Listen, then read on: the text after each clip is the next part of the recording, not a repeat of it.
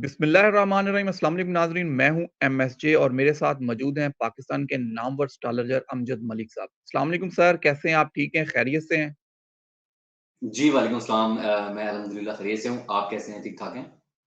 जी sir, अल्लाह का बड़ा करम। सर, नवंबर का मिड भी गुज़र गया, अब तो हम लास्ट वीक तकरीबन चले गए हैं, तो देखने में यही आ रहा है कि खान साहब की जो मुश्किलात हैं, वो कम होने का नाम नहीं ले रही, बल्कि बढ़ती ही जा रही हैं। किस तरह देखते हैं? लोग कहते हैं कि उनकी सितारों की पोज़ीशन भी चेंज हो गई है, सितारे अब मज़बूत होना शुरू हो गए हैं। किस तरह देखते हैं आगे मुस्तकबिल को? जी, बिल्कुल, सबसे पहले मैं आपको बता दूँ कि जो इमरान खान साहब का ज़ैचा है करंट ज़ैचा 2023 का, उसमें बिल्कुल आपने सही फरमाया कि उसमें बहुत सारी ट्रांज़िट्स जो हैं वो हुई हैं और चेंजिंग की तरफ आ रही हैं। ज़ोहरा की तरफ से जो एक नहस जो साइड इफ़ेक्ट चल रहा था, वो अब बेहतर होने की तरफ जा रहा है। आप देखिए चाँद की 7 तारीख से ये चीज़ स्टार्ट हो जाएगी, 6 से 7 तारीख को, और खान साहब का जो अब 2023 का करंट ज़ैचा है, वो आहिस्ता-आहिस्ता स्ट्रॉन्ग होता जाएगा। यानी कि अब ये जो मुश्किलात इनकी थी, इसमें जो रुकावटें आ रही थी, मुश्किलात अभी भी होंगी, बट उनसे रुकावटें थी उनको ठीक करने के लिए, वो रुकावटें आहिस्ता-आहिस्ता पीछे हटना शुरू हो जाएँगी, तो उनकी जो मसाइल हैं, मुश्किलात हैं, उसमें आहिस्ता-आहिस्ता आसानी पैदा होना शुरू हो जाएगी ज़ाचे की वजह से, अल्लाह की तरफ से। सर, जिस तरह आपने कहा कि अल्लाह की तरफ से उनकी आसानी पैदा होना शुरू हो जाएगी, सर जो अदालती मामलात हैं, कानूनी मामलात हैं, उसमें रिलीफ मिलता हुआ नज़र आएगा? कोई सज़ा होती हुई नज़र तो नहीं आ रही आपको कि कोई लंबी सज़ा हो जाए?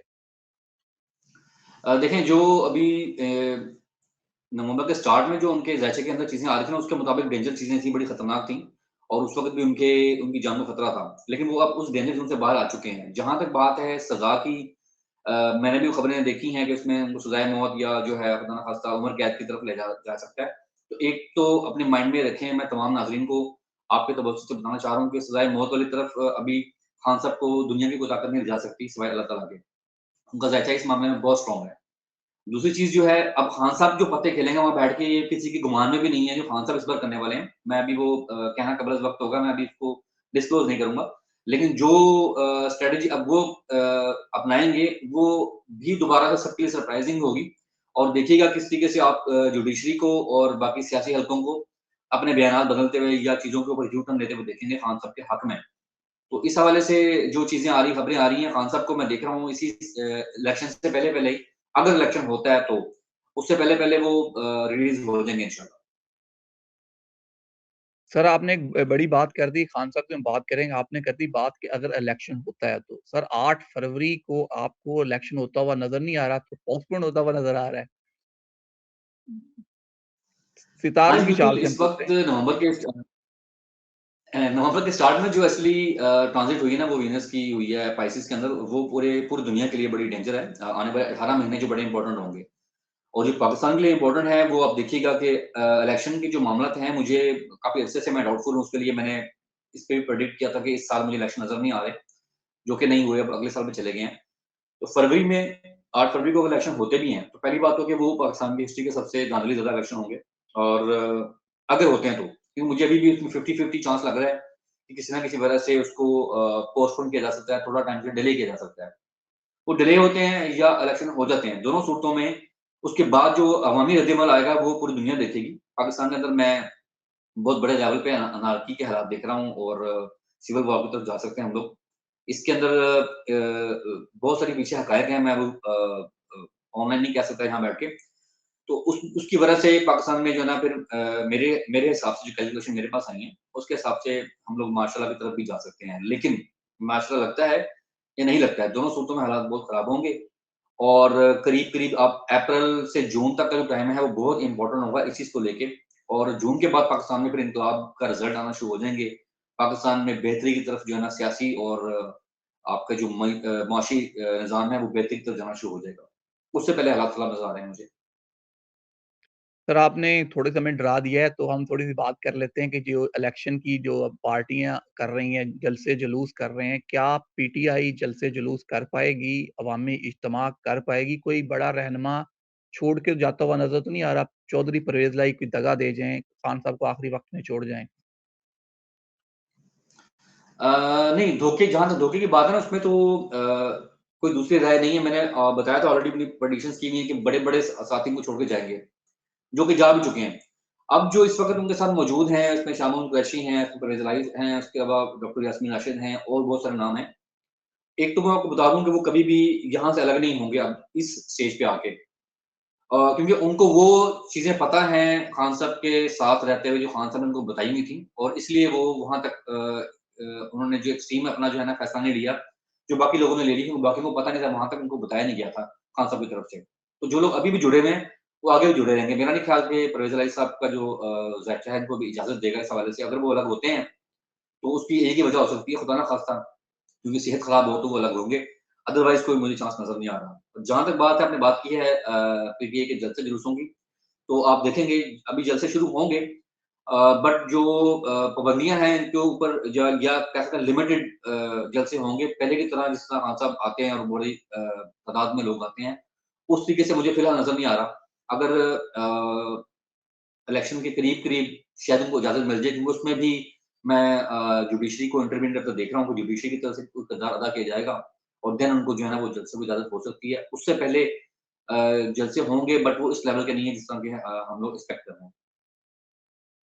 सर अगर बात करें पाकिस्तान मुस्लिम लीग नून की, तो ऐसा तासर दिया जा रहा है कि मुस्लिम लीग नून की हुकूमत बनने जा रही है। जैसे अब बात कर लें बलूचिस्तान की, बड़े-बड़े रहनुमा बलूचिस्तान के शामिल हो गए हैं, एमकेएम ने इत्तेहाद कर लिया है। ये वो जमातें हैं जो जिनकी हुकूमत बनती है उनसे इत्तेहाद करते हैं।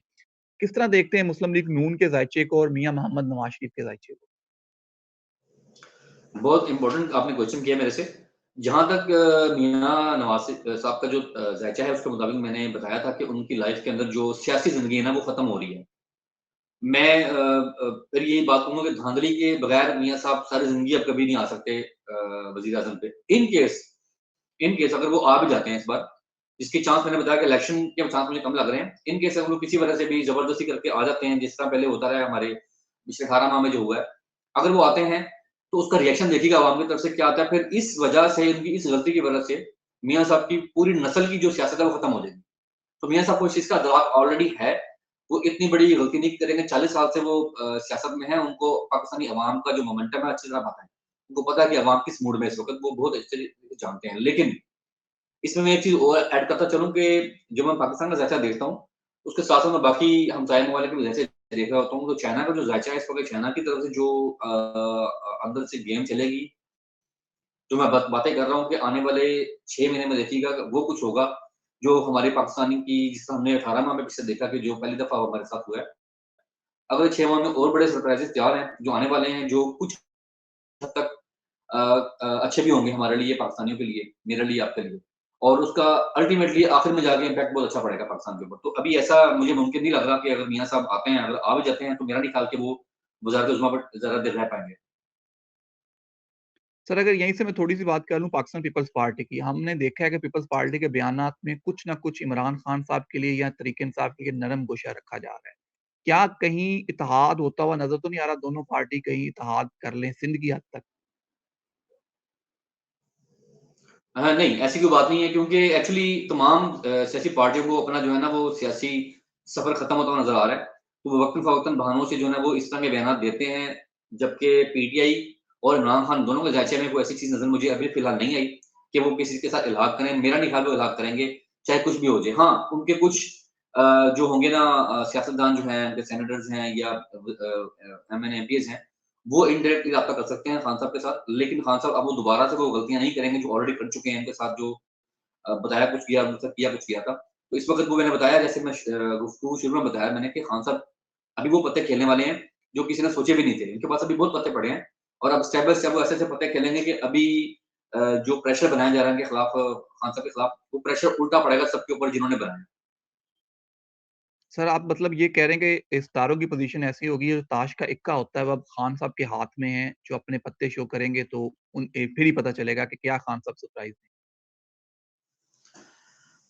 100% नहीं कह सकते क्योंकि रेट्रोग्रेशन थी सितारों की बहुत सारी जितने भी बुर्ज हैं 12 बुर्ज हैं उन सब में रेट्रोग्रेशन आ रही थी और पाकिस्तान में जो ज़ायचा है मैं रिपीट करता चलूँ आपको कि पाकिस्तान में जो ज़ायचा है पूरे पाकिस्तान में मोस्टली एस्ट्रोलॉजर जो देखते हैं वो देखते हैं 16 अगस्त 1947 से जबकि मैं देखता हूँ 12 दिसंबर 1971 से जब पाकिस्तान एक्चुअल में नया बना था उस वक्त पाकिस्तान 2 लाख हुआ है तो जो पाकिस्तान का जो एक्चुअल ज़ायचा है वो 1971 बना है उसके मुताबिक मैं प्रेडिक्शन दे रहा था और यही वजह है कि प्रेडिक्शन बहुत करीब करीब होती हैं उसके मुताबिक जो मैंने चीज़ें देखी हैं वो जो पाकिस्तान की कह लेंगे जो ताकत का पलड़ा है वो इस वक़्त चेंज होता मैं देख रहा हूँ। आने वाले 18 माह के अंदर ये चीज़ें देखेंगे आप, कि पाकिस्तान के अंदर ताकत का जो शुरू से एक पलड़ा भारी होता आया है हमारे 76 साल से, वो बदलने वाला है और मुल्क की तारीख बदलने वाली है। चीज़ें चेंज होंगी, बीच में कुछ हालात खराब भी हैं, अफ़गानिस्तान की तरफ से भी हमला होगा पाकिस्तान पे, इंडिया की तरफ से भी हमला हो सकता है और इंटरनल भी थ्रेट्स कुछ मौजूद हैं ज़ायचे के अंदर। तो ये चीज़ें मौजूद हैं और हो सकता है वो ताकतें जो बाहर की विरोधी ताकतें हैं, वो उसी वक़्त को जो है ना वो चूज़ करें जिस वक़्त पाकिस्तान में ये खाना-जंगी स्टार्ट हो गई या अनारकी फैलेगी किसी भी वजह को लेके, सियासी मामला को लेके। तो अगर उस तरफ देखा जाए तो इस ज़ुमरे में इस चीज़ को देखते हुए खान साहब के पास जो पते हैं वो बड़े इम्पोर्टेंट अपना जो है ना किरदार अदा करेंगे यहाँ पे आके। सर, तो एंड पे मैं आपसे पूछना ये चाहूँगा इंटरनेशनली अगर फ़लस्तीन की बात करें, फ़लस्तीन पे 42 दिन हो गए हैं, जंग जारी है, जिस तरह मुसलमानों पे नस्लकशी की जा रही है, हमारे मज़लूम भाइयों पे ज़ुल्म किया जा रहा है। क्या देखते हैं उस जंग का मुस्तकबिल? क्या फ़लस्तीन वो अपनी जगह छोड़ देगी? जी, माज़रत चाहता हूँ। पहली बात तो ये कि जो ये जंग लगी है ये बेसिकली अ, जिसके ऊपर मैं काफ़ी सारी वीडियोज़ देख रहा था, प्रेडिक्शंस की गई थी कि जी ये वो जंग है, उसका टाइम आ गया है। ये पहली बात तो है कि वो टाइम नहीं है अभी। रशिया के कहने पे जंग लगाई गई ताकि रशिया जो यूक्रेन की तरफ से दुनिया का ध्यान हट जाए। दूसरी चीज़ मैं बता दूँ कि ये जंग में अभी फैसला किसी के हाथ में नहीं जाएगा। इज़राइल को नुकसान बहुत ज़्यादा होगा अभी आगे चल के। और वर्ल्ड वॉर 3 की तरफ लोग कह रहे हैं कि ये जंग जाएगी। मैं नहीं समझता अभी कि वर्ल्ड वॉर 3 में मेरा ख्याल है अभी बहुत टाइम अवेलेबल है। 2030 के बाद भी 5-6 साल वेट करना पड़ेगा आपको यानी कि नेक्स्ट 1 दहाई के बाद जाके मैं वर्ल्ड वॉर 3 देख रहा हूँ और वो भी जो वर्ल्ड वॉर 3 है वो पूरी दुनिया में जैसे वर्ल्ड वॉर 2 हुई थी वैसे नहीं होगी। इस बार वो पार्शियली होगी, डिफरेंट कंट्रीज़ में होगी, कुछ कंट्री में हालात अच्छे होंगे, कुछ में बहुत बुरे होंगे, कुछ में खाना-जंगी चल रही होगी, कुछ में तहस-साली होगी। तो इस तरीके से मामला आगे बढ़ेंगे, जिसमें चाइना बड़ा अहम किरदार अदा करेगा। पाकिस्तान को इस वक़्त जो एक्चुअल थ्रेट है ना ज़ैचे के हिसाब से मैं देख रहा हूँ, वो अमेरिका से या इंडिया से या बाकियों से कम है, लेकिन चाइना से ज़्यादा है। चाइना ने इस वक़्त जो क्योंकि पाकिस्तान पे जो कर्ज़ा है, वो दुनिया में सबसे ज़्यादा चाइना का देना आपने, अमेरिका का नहीं देना। तो उस हिसाब से अगर देखा जाए, तो जो भी ये जंग हो रही है, इसका ताल्लुक कहीं न कहीं जुड़ता है चाइना के साथ जाके और चाइना की तरफ से भी प्रेशराइज़ किया जा रहा है बहुत सी अंदर की चीज़ों को, जो कि अभी कहना काबिल इस वक़्त होगा। मैं इसके ऊपर डिटेल आपके साथ इंशाल्लाह वीडियो भी बना दूँगा। तो आप देखिएगा आने वाले जो मैंने बताया बार-बार ज़िक्र कर रहा हूँ, वो 18 महीने हैं, उसमें बहुत सारी चीज़ें चेंज होने वाली हैं। तो अल्टीमेटली एंड ये होगा कि इज़राइल को नुकसान होगा बहुत ज़्यादा। अमेरिका मार्च-अप्रैल में जाके जो है ना इज़राइल के पीछे खड़ा होगा पूरी ताकत के साथ और उसमें बहुत बड़ा नुकसान मैं देख रहा हूँ मुसलमानों का और जो आस-पास के दीगर ममालिक हैं, शाम है, इसके अलावा और भी ममालिक हैं, उनका भी मैं बहुत ज़्यादा नुकसान देख रहा हूँ। अभी ये नुकसान जो हो रहा है, ये कुछ भी नहीं है, अभी होने वाला है।